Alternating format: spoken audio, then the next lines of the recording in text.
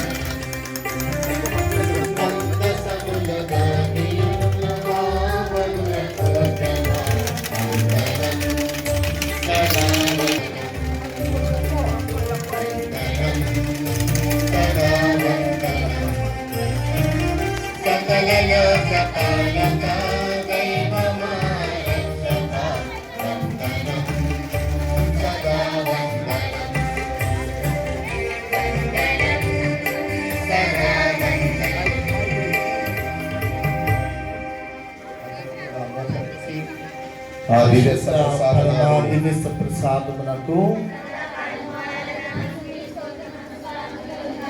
పితా పుత్ర పవిత్రాత్మ మహిమ కలుగును గాక. పరిశుద్ధ పరమ దివ్య ప్రసాదమునకు పితా పుత్ర పవిత్రాత్మ మహిమ కలుగును గాక.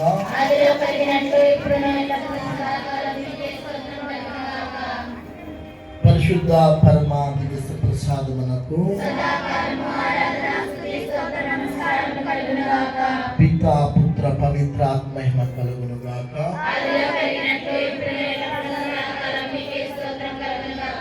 క్రీస్తునాథుని యందు మీకు ప్రియమైన క్రైస్తవ సహోదరి సహోదరులారా, దివ్య ప్రసాద మందసము ఎదుట మనందరము కూడా ఈ యొక్క ప్రభు యొక్క దివ్య సాన్నిధ్యాన్ని ఒక్కసారి జ్ఞాపకపరచుకోండి.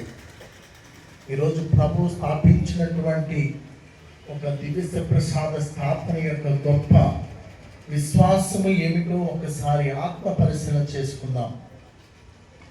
యేసు ప్రభు మనతో ఉండుటకు తన శరీరమును తన రక్తమును మనకి ఆహారముగా ఇచ్చి మనందరినీ కూడా తన యొక్క రక్తముతో వెలబెట్టి కొన్నటువంటి ఆ ప్రభువుతో గడిపే మహాభాగ్యమును మనందరము కూడా మనం చాలా వాటికి ఈరోజు దినబలి పూజ అయిపోవాలి, వెళ్ళిపోవాలి అన్నటువంటి సంకల్పంతో వచ్చిన వారు ఒక్కసారి మీరు ఆత్మ పరిశీలన చేసుకుందాం.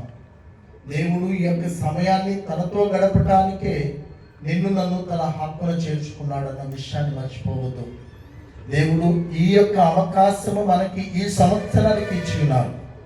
దయచేసి ఎవరు కూడా నిర్లక్ష్యం చేయకండి. మనందరము వెళితే 1 గంట సేపు 2 గంటల సేపు ఎక్కువ నిద్రపోవచ్చేమో, కానీ ఈ యొక్క గొప్ప గడియ దేవునితో గడిపే ఒక అవకాశం అయితే కోల్పోతున్నాము. కాబట్టి మన బిడ్డలు ఇక్కడ ఉన్నవారు మరి వారికి నేర్పించవలసినటువంటి బాధ్యత మీదిగా గుర్తు చేస్తూ ఉన్నాను.